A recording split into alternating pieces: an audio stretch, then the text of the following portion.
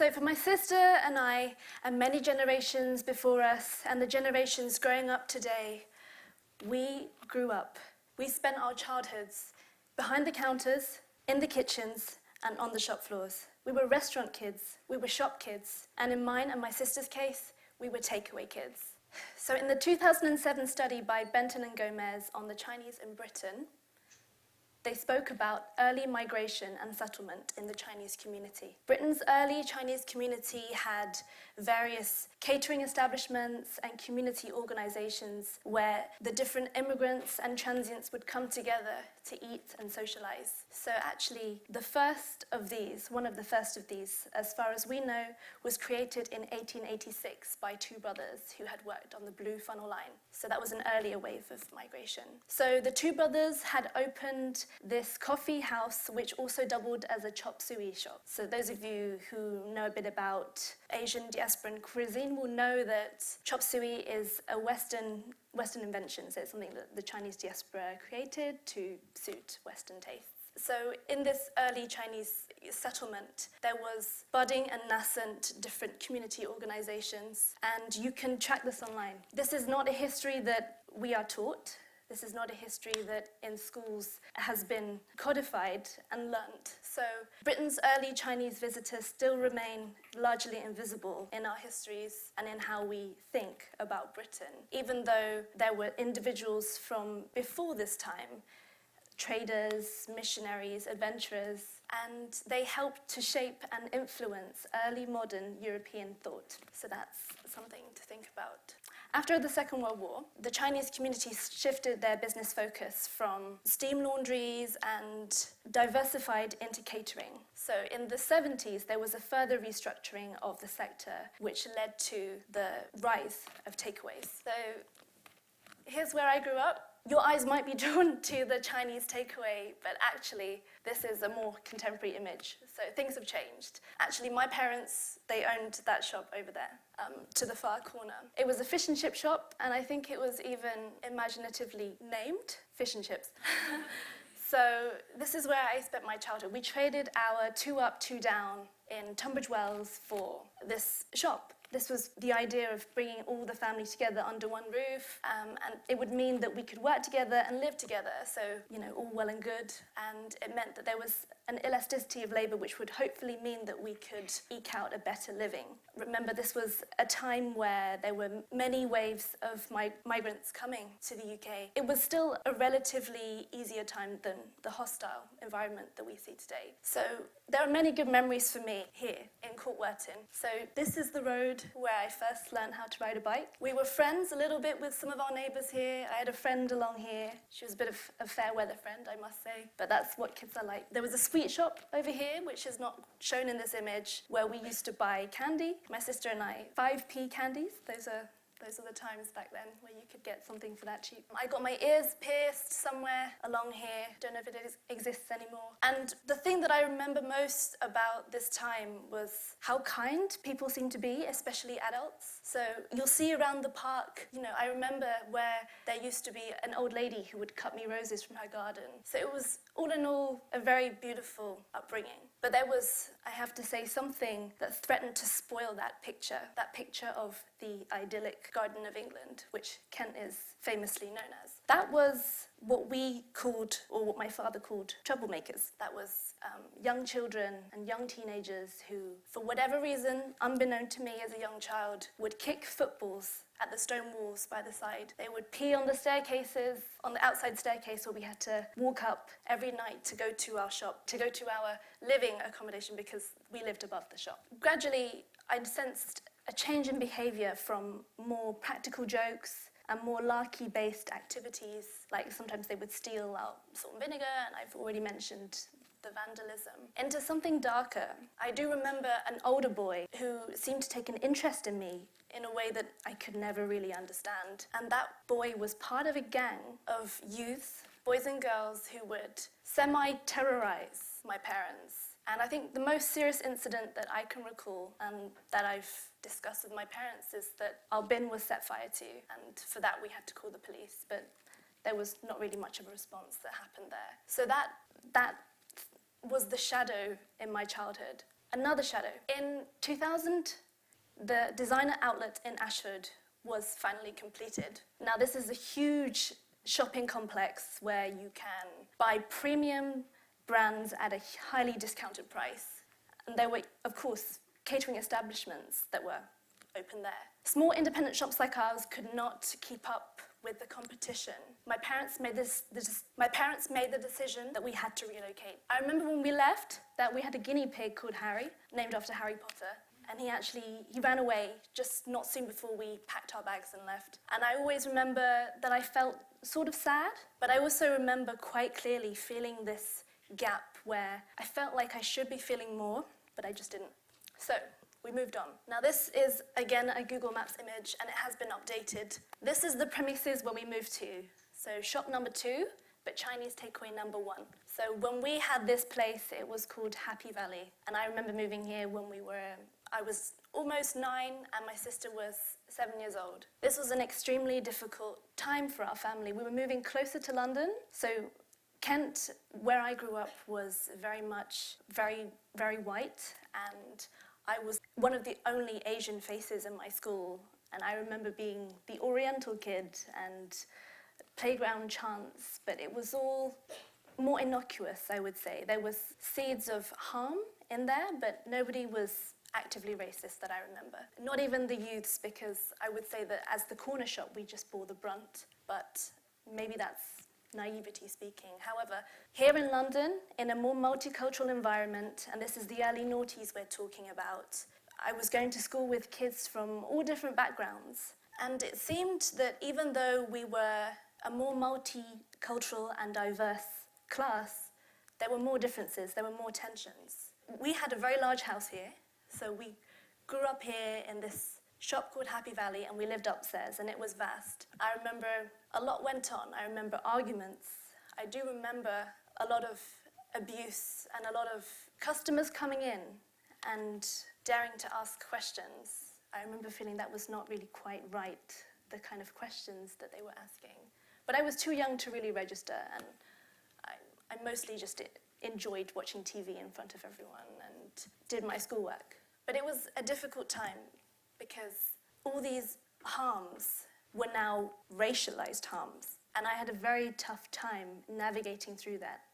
I notice as I speak now that there's a lot of I in my talk at this stage, because it was a very isolating experience, and it was something that I don't feel that as a family we could really have the language to talk about. Later on, we moved from here. We didn't spend too long in this establishment. We moved to a different house, and we lived next door to some girls who would racially abuse us every time they saw us. On. And nothing that grew too violent. But still, as my mother used to say, these things, we can knit them into our personhood, and they can really disturb our identity. So, after a period of time, we had to look again, what were we going to do? And my parents thought, you know what, let's give this one more try. Let's try another takeaway. This is back to Tunbridge. So this is Chinese takeaway number 2. So it was called Tasty Palace. Chinese name was Zanzi Mei. And this is how it was decorated. You see in the back, my dad drew that dragon, and my parents made that Chinese character. I want to say it was Fu, but I don't want to get it wrong. So, and there's my lovely mom behind the counter. So this is where I spent my teenage years. So round about this time, we were increasingly getting more involved in how we worked. So I moved from someone who was more or less someone in my own world, doing my own thing while my parents worked, to someone who was a co-worker and a colleague to my parents. So picture this, we were co-workers and my parents were my employers downstairs, and we invited people in to eat with us. And then upstairs, they were my parents again, and we were the children, and we had to do as we were told, of course. It was a very difficult thing to navigate when boundaries are that permeable, when boundaries are that mixed. There's an incident that I want to relate from this time. Again, it represents a development of what I was talking about previously. In this moment, I was looking out of my mother's window, my mother's bedroom window, and she may have been doing the accounts or something. I don't remember too much about what kind of day it was. I don't remember too much about the time of year or anything like that. But I was looking outside the window, just looking outside the window. I saw two girls coming home from a night out. One of them turned to look at me as I was staring dully back at her, and she said one word, and one word only. Chink. I just froze. I just froze, and I didn't know what to say. I swore back at her. And then she disappeared, but I was left with this turmoil. There was a voice downstairs. What did you say?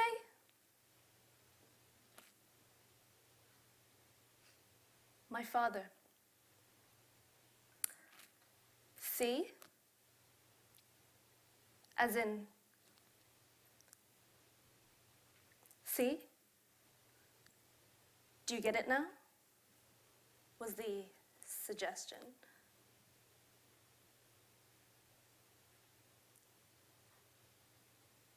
I don't know how I processed what happened that night, but I decided that I would write to my local MP. Or rather, he wasn't a local MP, but he was someone who was running in elections. So I wrote to the Labour Party prospective candidate, and I told him what was happening. And I used the language of louts and delinquents, that children who are socialized to be the model minority, as East Asians are.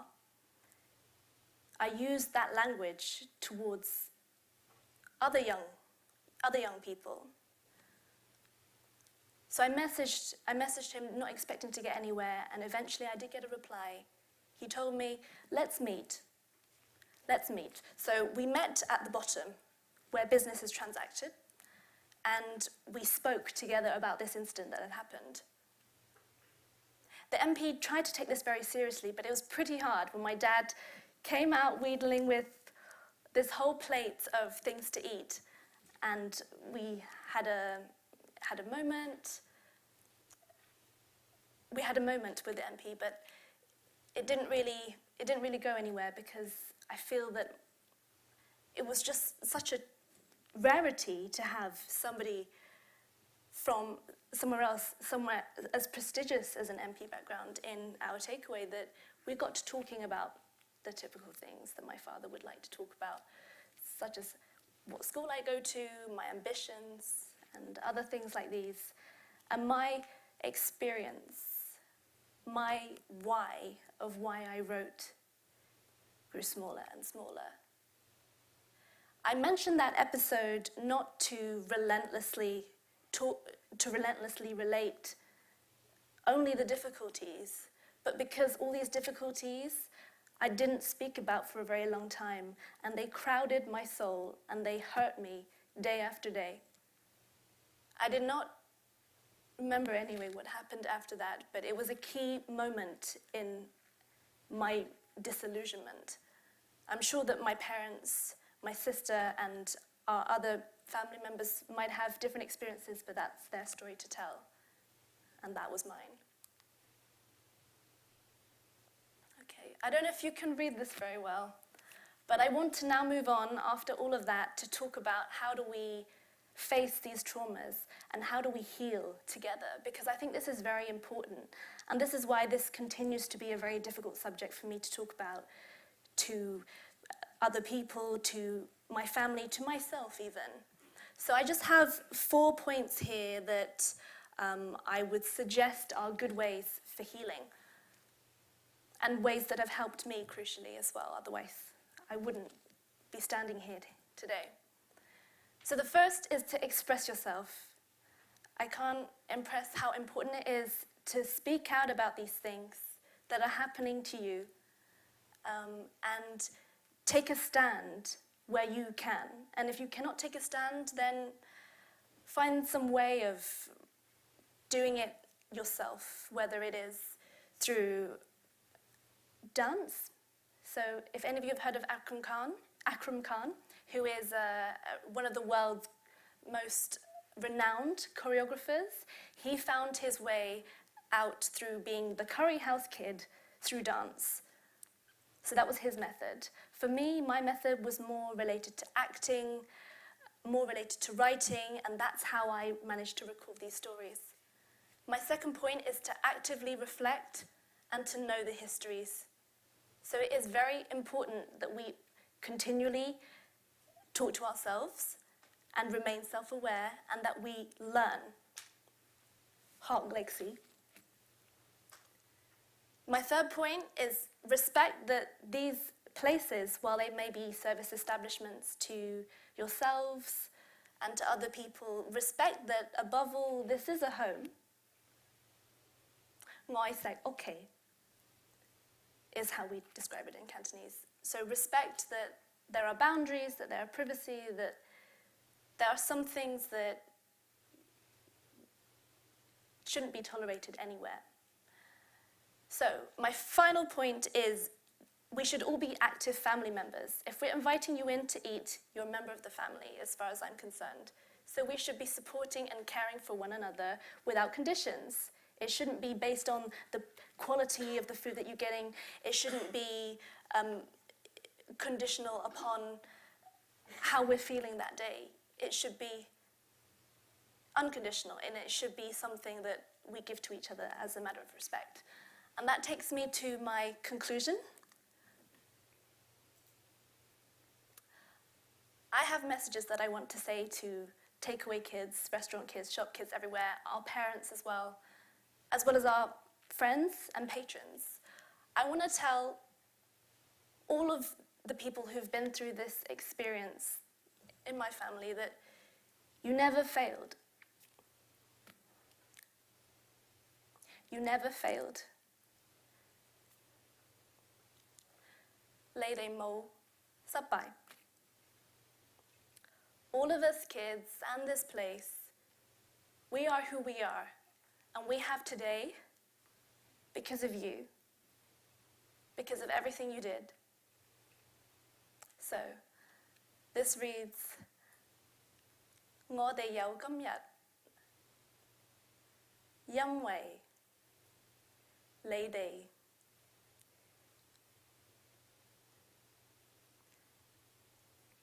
I actually can't read Chinese. So this represents what I want to say, but I just wanted to say that my language is my emblem, and the brokenness reflects experience.